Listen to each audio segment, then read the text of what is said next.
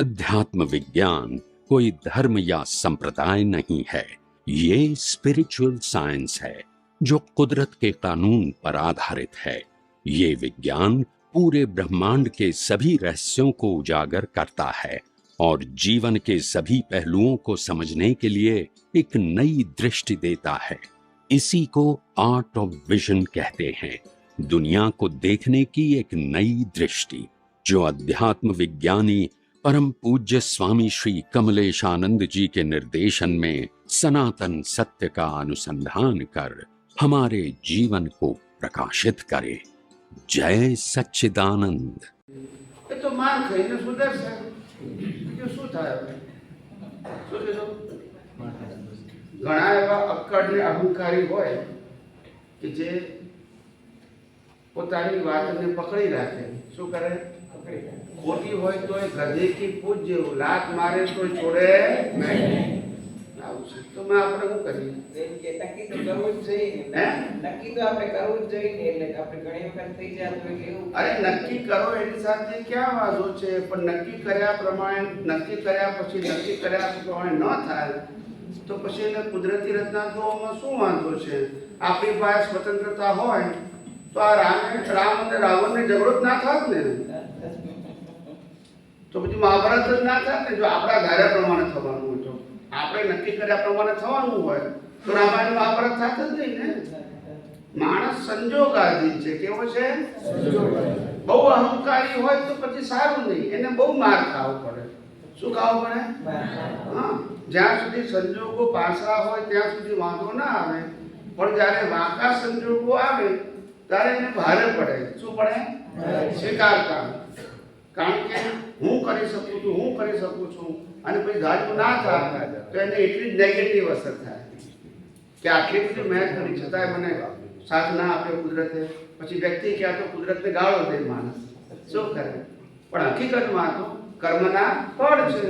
એમાં આજે તારી ભૂલ છે એવું આપણે કહેતા જ નથી, પણ એ માની બેઠો છે કે મારી મરજીથી ચાલે છે, બસ આ ભૂલ છે. હવે સમજી ગયા? અમારા બોમ્બેમાં એક હસબન્ડ ને વાઈફ હતા, બંને ભણેલા, બહુ જ ભણેલા, થિંકર, ગેઝેટેડ ગવર્મેન્ટ ઓફિસર, અને 500 માણસો બંનેના હાથ નીચે કામ કરે. હસબન્ડ વાઈફ બંને ભણેલા. પણ એ લોકોનો પ્રશ્ન એવો હતો કે ઘરની અંદર કંઈ ડિસિઝન લેવાનું હોય તો હસબન્ડ કહે છે હું કહું એ પ્રમાણે જ કરવાનું. એની વાઈફ કે ભાઈ તમે ભણેલા છો, હું ભણેલું છું, તમે કમાવ છો, હું કમાઉં છું, તો કોઈ પણ ડિસિઝન મ્યુચ્યુઅલ અન્ડરસ્ટેન્ડિંગથી લેવામાં વાંધો શું છે? બરાબર છે, એકબીજાને સમજીને.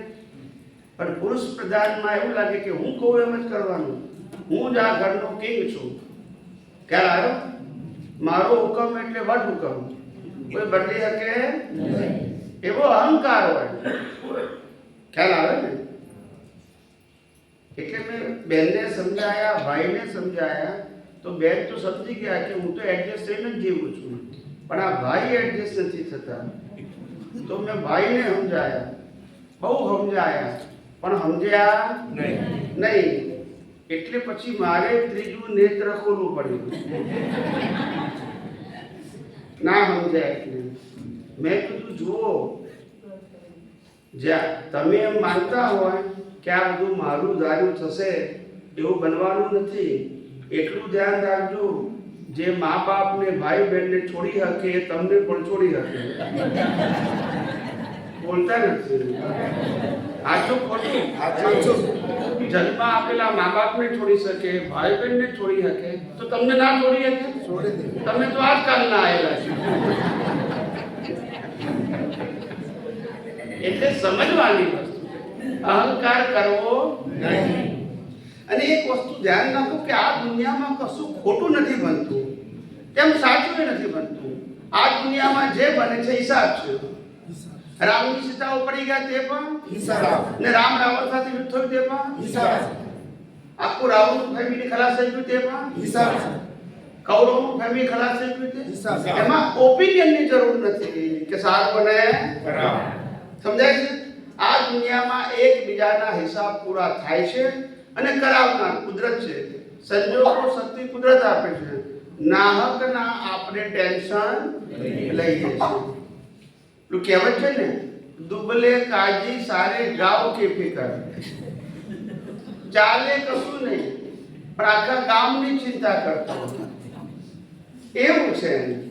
એના કરતા સંજોગો જે પણ સામે હોય એને ફેવરેબલ કરવા પ્રયત્ન ભલે કરો, હું ના નથી પાડતો, પણ રિઝલ્ટ આવે પછી કોઈના ઉપર બ્લેમ અને ક્લેમ ના કરશો, પોતાના ઉપર પણ ના કરશો.